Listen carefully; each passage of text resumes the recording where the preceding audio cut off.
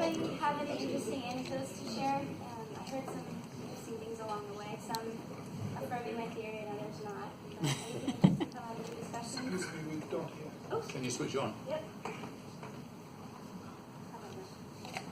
Yes, got two positions. It's go right to the That's it.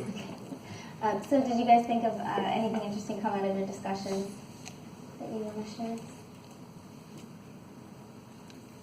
My experience of working with my direct opposite is that it is a lot of, it's very good for me, but it's a lot of hard work. Yeah. Yeah. And there's somebody who a work colleague. He has preferences for ESFJ, and she has preferences for INTP, and I have to prepare myself. I'm going to work with her. She does me that. That's consistent with what a lot of other people were saying, was that it's difficult to find the bridge, but once the bridge is there, it works really nicely. I think another table was talking about it matters when the person and in what context the person comes into your life. I met my dad when I was born, so that's probably why I like him. But I think Angelina had a friend that she met in her formative teen years, so maybe that has something to do with it too. How many people are married to the opposite type? Just one. Okay. All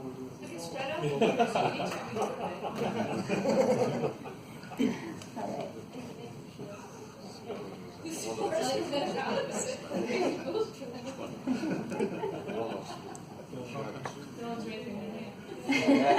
You're the only brave one. Okay, so let's talk a little bit about implications for assessment, because I think that's where this also has a pretty big impact.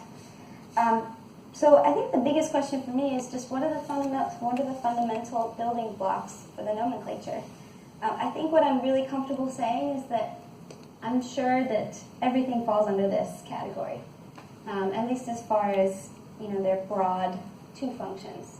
Well, not everything, but probably a large majority of it, because we did find some things that didn't really fit this pattern, but this seems like a good foundational building block to build assessment. So I'm just curious to know, what do you think this impacts? How would this impact the way we assess type, if anything? Because right now we tend to lean more towards a dichotomous assessment, and this suggests that it should be linked with that secondary function as well. Yeah. So I've actually spent some time thinking about how you might rewrite, like instead of asking an FT question, you might ask an extroverted feeling versus an extroverted thinking question, right? Because if you can once get to the point where you know that they have an extroverted judging function, maybe instead of asking generic FT questions, I can ask specific or contextual FT questions. The same thing with NNS, right? Can I ask if I know that they have there's somebody who's going to have their introverted sensing or introverted intuition, maybe I should ask the question in a way that's contextually relevant. So I don't ask an extroverted sensing question to somebody who likely has introverted perceiving preferences. I want to ask an appropriate contextual question. And so, I've actually spent some time trying to, starting a number of years ago, think through what that might look like if you were to optimize your assessment to think in that way. Mm-hmm. Yeah, because at the fundament of it, the thinking is not expressed, decontextualized from its attitude. And thinking from a J type looks quite different from thinking from a P type, so that has to affect how we measure it. So just to clarify that, are you saying that you might, in effect, have an adaptive question? Yes. Where there's an initial assessment, and then you have some tailored questions depending on the initial questions. Yep, that's correct. Go straight to adaptive. But you need to be very careful there with the forced choice, because you're introducing a degree of sensitivity which does not agree in forced choice between two opposites. So right. Interesting technical challenge. Yes. Yeah, it means that you have to start also questioning other things too, right? Yeah. To make sure that it all plays out nicely. Yeah. Yes, they started asking that question and started looking at what does that mean if you try to think of that way. With the idea that in general you could get to people being able to more confidently identify their type if you've given them that, take that context into account. Okay.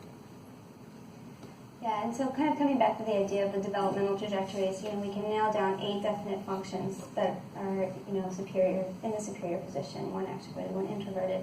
But, beyond the auxiliary, we have all these tons of different trajectories that somebody can take. So to me, that means that we need to add a temporal or a developmental component to assessments too, because it's not static.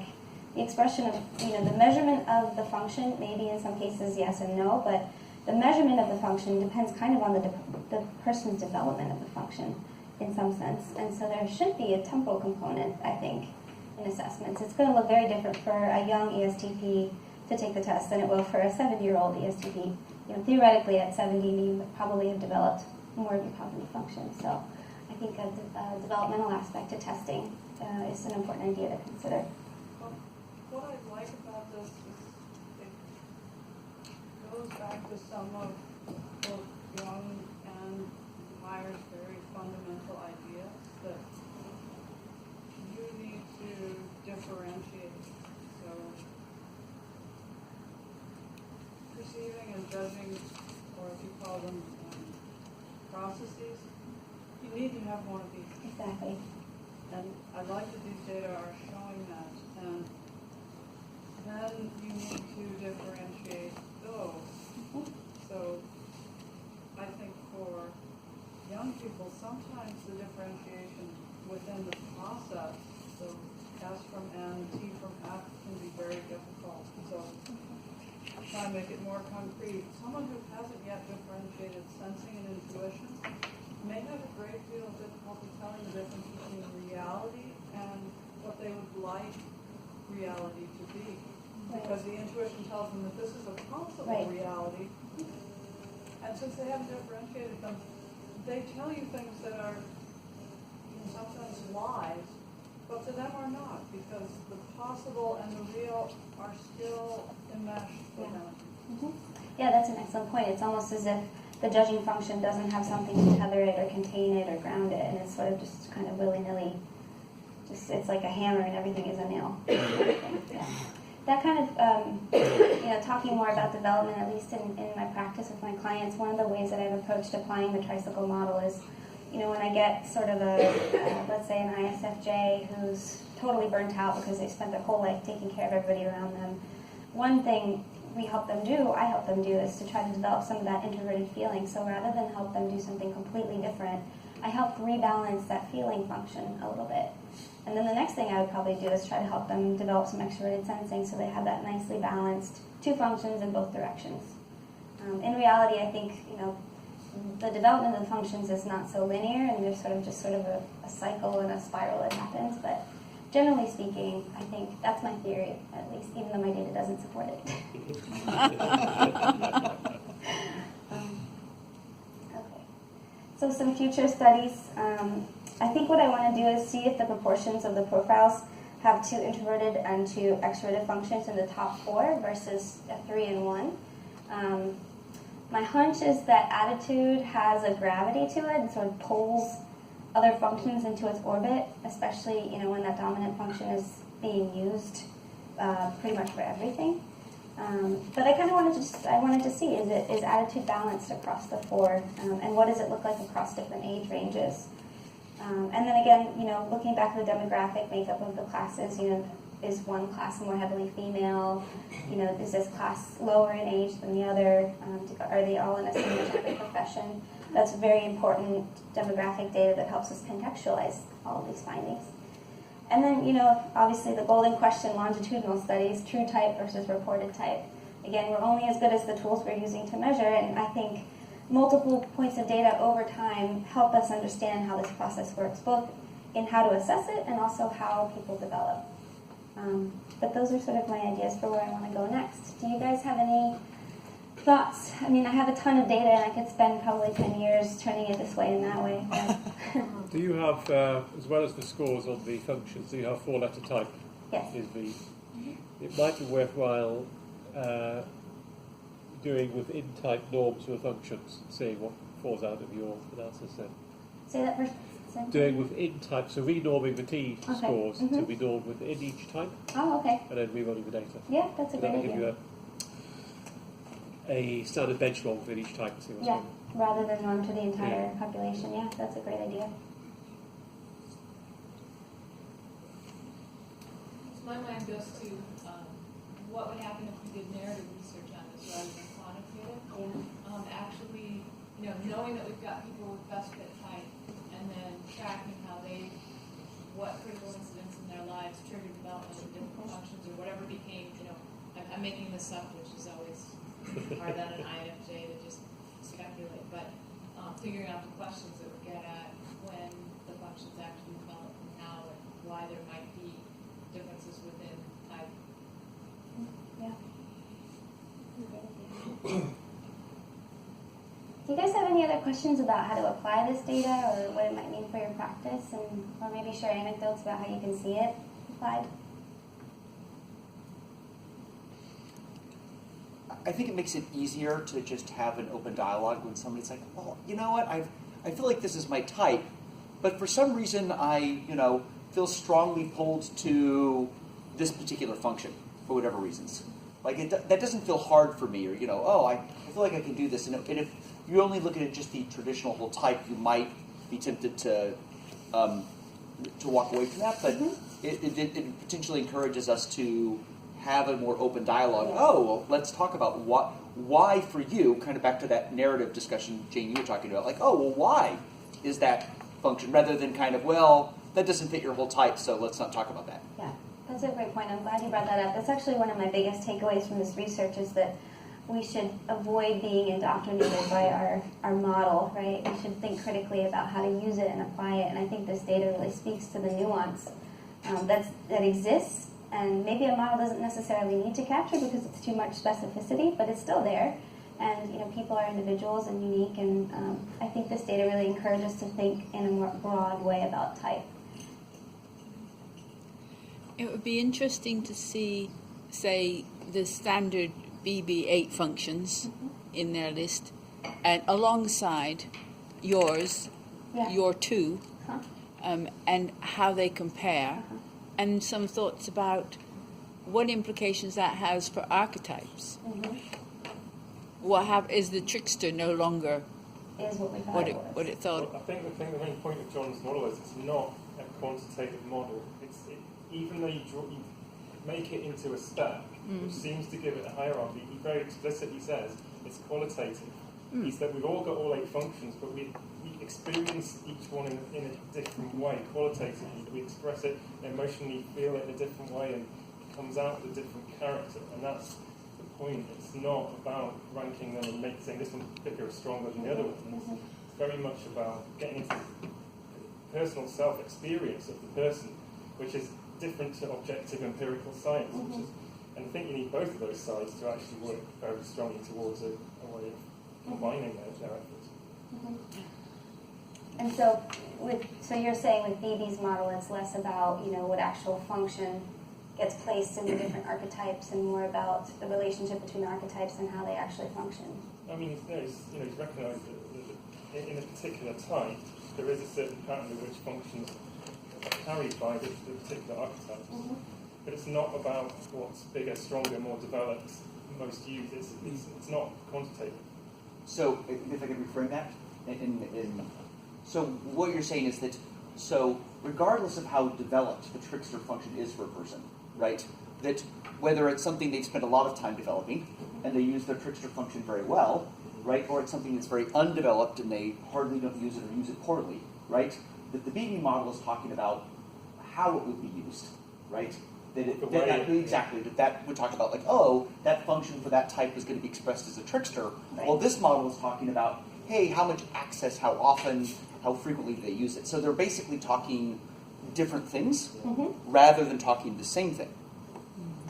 Yeah, and so that begs a question. Is that what you're trying to say? Yeah. Okay, good. Quantitative and qualitative, and they're very different ways of looking at it.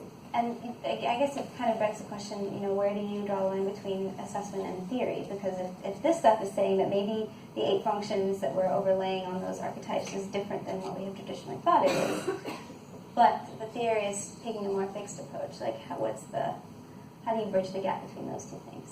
It's like, what if the trickster function isn't the function that we thought it was? It's actually something else. but that's only if you're saying that that the one that Trickster goes with is the seventh one down, and the seventh one down Right. has a meaning in terms of how developed that is, or Right. it's not meant to be that. Right. That's why John draws that as a cross, which is kind of less hierarchical.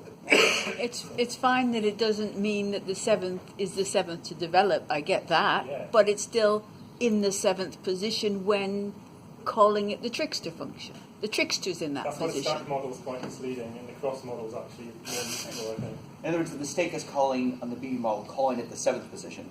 You should instead call it the trickster position, right? You call it the trickster position. Yeah. This model is attaching a hierarchy, right? 1 through 8. That model is applying almost like we're a circular, or we're like the Like a trickster mirror. position, the good parent position, right? There's these. Yeah, the qualitative. There you go. So So these two don't have any conflict at all. correct. It's That's what chalk I'm saying. and Yes. cheese. Exactly. Yes, Yeah. exactly. Okay. And the only reason John has ever drawn it as a hierarchy stack is because traditional type dynamics has the 4 stack, and it's sort of built on that to show people how the other functions work with the existing 4 that they need from type dynamics. But then that's confusing because people can't help but see top to bottom as a hierarchical Okay, quantitative thing. but the top 4 type dynamics, this now confuses me how this relates to standard type dynamics. I don't quite get, because I understand dominant, auxiliary, tertiary, and inferior. So what this research is really saying is that that's untouched, but there's a bunch of stuff in between. So dominant, secondary, tertiary, and inferior are essentially here 1, 2, 7, and 8. And there's a bunch of stuff in between, and there's a bunch of different pathways for development to get to that inferior function development. Does that make more sense? So 1, 2, 7 is what Lenore Thompson called her lasagna model. Exactly. Yep. It's a lot like Thompson's model. Yeah. I never could make sense of that either. Well, maybe this will help. Yeah. I think that the thing there, the concept is there's something ideal energetically about sort of the traditional type development path. Yes, people can develop in different ways. But the key question to them, we would need to ask them is like, well, how was that for you? How do you feel about that? And like, are you a bit messed up actually as a result of doing that? And that would be the biggest question, like, what's the implication of developing in that way, given that you might have a type pathway trying to take some. Right. And I think the closer you get to the middle of that stack, the less impactful those different pushes this way and that way get. I mean, if you're not given the space to develop your sort of organic dominant function, then I think you're in trouble, right? And then it maybe gets less impactful the further down the stack you get. Any other questions? Yeah, I'm out of material. I'm sorry I rushed through that first half. I'm happy to share some more information about the first part of the study with you guys if you're interested. But I do have one question, Yeah, yeah. which you could rule out of court as being irrelevant if you want, but I've just recently done the Heermann assessment, which looks which measures, reports to measure separately your preferred and your demonstrated use of, let's say, extroverted thinking and extroverted feeling on a scale opposite each other. that's interesting.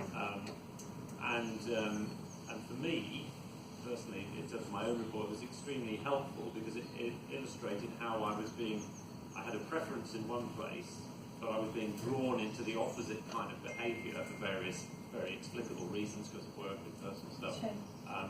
And that began to speak to me as to why sometimes I felt so tired and drained. So I'm really not sure what my point is, other than saying it feels like the Heermann is trying to draw together some of the useful stuff that the majors thing is measuring with the more, if you like, a more traditional type approach. So I don't know if you've got any comment on that. So you're talking about true type versus express type, that idea? Well, yes, if you like, yeah. Yeah. What do I have to say about that? I think it kind of adds another layer of data to assessing type, which I think is very useful because, there's this constant struggle between what am I organically and then how does my environment affect how I express my type? Yeah. And then, is it a chicken or the egg question? Because can you really separate those two things anyway? Yeah. But the I think, expectation, I guess, would be that as you change your behaviours, the express type might change, so it might become more comfortable, actually in an appropriate way using my extroverted thinking, and dialing down the pressure I feel to use extrovert feeling, then actually in 5 years or 2 years' time, I might report quite differently on that end. Actually, anecdotally, I can say that that's true in my own type journey. I used to test INFJ, and then once I figured out it doesn't fit, I started doing something else, and then I started testing a different type. So, and it was sort of like an eye-opening, like, oh my gosh, like, why am I doing this again? You know, of course, I had a mother and a father who were both feelers, so I didn't really have, it wasn't really groomed in my own development. So I can anecdotally support that. Yeah. I mean, do you find in your practice that you're helping people to move from a reported type on a journey to a best fit? Or I mean, because I don't know that we arrive at true type this side of the grave, really. But you know that actually they get the best fit for now. Because like you, I mean, I tested on step 1 Myers-Briggs, INFJ, every time I did it. It wasn't until I did step 2, because it didn't fit. It wasn't right. I did step 2, and came INTJ. Yeah. But that journey for me, it was quite an interesting journey, just that.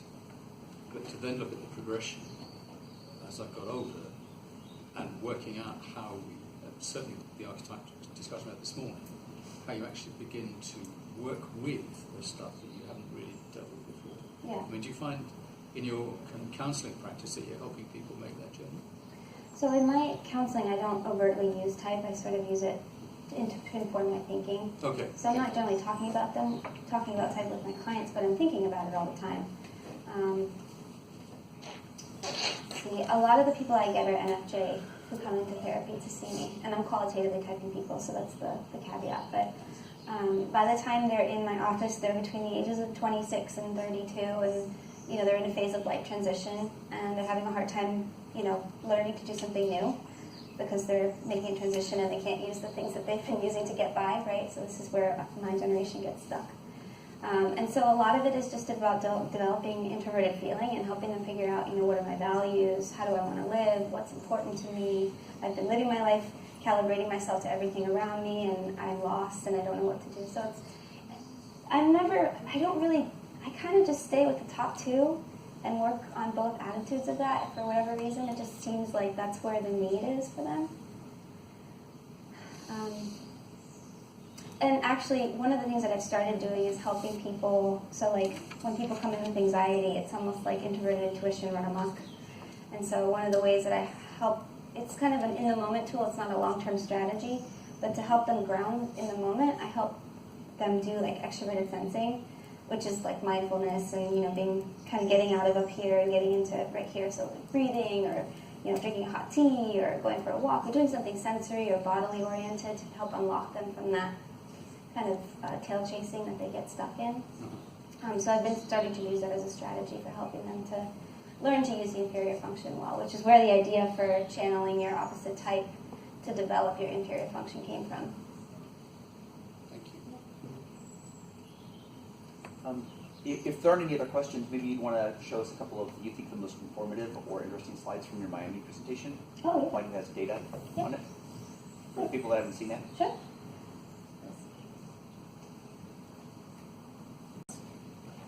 Is that the one you were thinking about? As I said, I was gonna let you choose. Okay. Well, maybe this is interesting.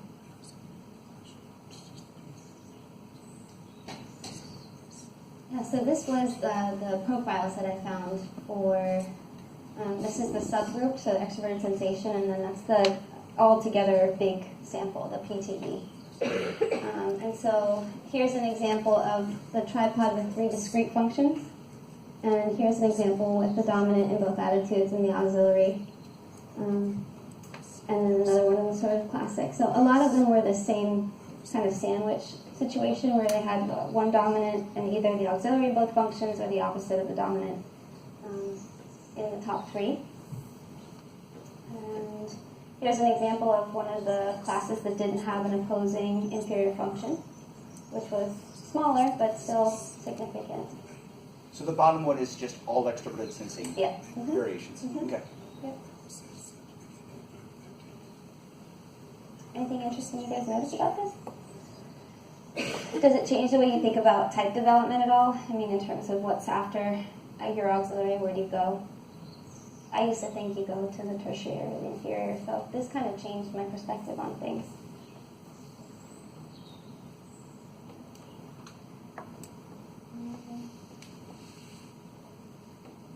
Okay, so we kind of talked about that, but this is sort of a visual illustration. This was 59% of them, the auxiliary and superior were opposed in attitude, so you had opposite process, opposite attitude, so extroverted thinking with introverted sensing. And then a nice big chunk of them with the same attitude, so extroverted thinking with extroverted sensing. And then 11% just other wacky stuff. And then this slide is a depiction of the triad, so that's, sorry, the one before was superior and auxiliary, and this is the triad, so superior, auxiliary, and tertiary. And so kind of similar findings here.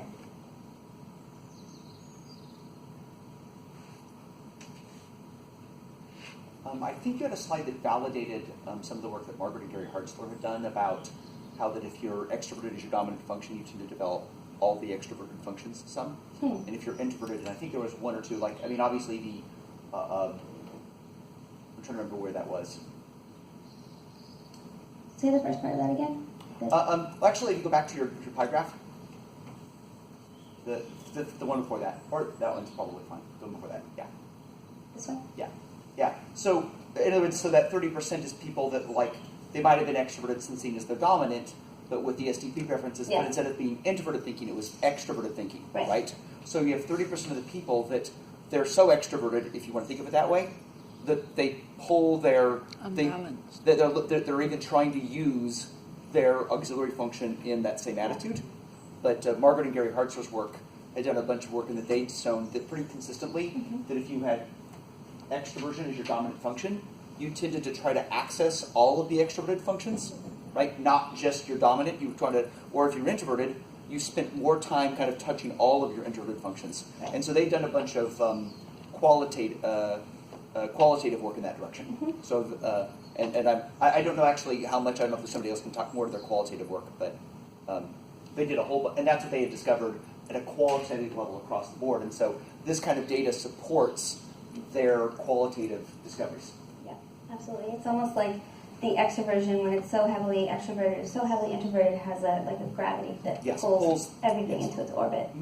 There's like an outward or an inward inertia that just keeps rolling. Yes. Have you broken down in that 30%? Is it the case that it's evenly split between the same attitude when that attitude is extroverted and same attitude when it's introverted? Say that one more time. So, I got it. are there as many, say, the split ITI between. as SET? Interestingly, it could be a measure of the data, but it was mostly leaning towards E. So I had lots of E's who had lots of E versus I's who had lots of I. But again, relative to the population, we have more E's anyway, so it could be an artifact of the data sample, and not something in the data set. And we also live in an extroverted culture, so. Have you recognized any questions that were more about problems with the phrasing of the question rather than with the data sample? That would be a question for Mark Majors. I didn't really touch the actual assessment itself. I just got the data when it came out. Yeah. I mean, I don't know if you got my email about that, but there was, doing an assessment, like data, using data from an actual 8-function assessment would be what I'd love to see. And obviously Dario has got one. It isn't publicised as much, but it's on his website. It's free to use. Is it? Yes. And you may have stacks of data that you can give you. And he's at the conference, so I would suggest speaking to him. You can actually analyse a data from a question, so rather than it being worked out from a formula, it's been asking questions, and Dario's written books about defining the 8 functions and things. So I've seen it. I think it's going to have to be quite interesting. Yeah, that's obviously the big flaw in this whole thing is that it's called keys2cognition.com, with the 2 as a numeral. All right, so I think we'll wrap up here. Thank you guys for attending. I hope I didn't bore you with too many numbers. Again, just let me know if you want any of the other resources. I'm happy to send them to you.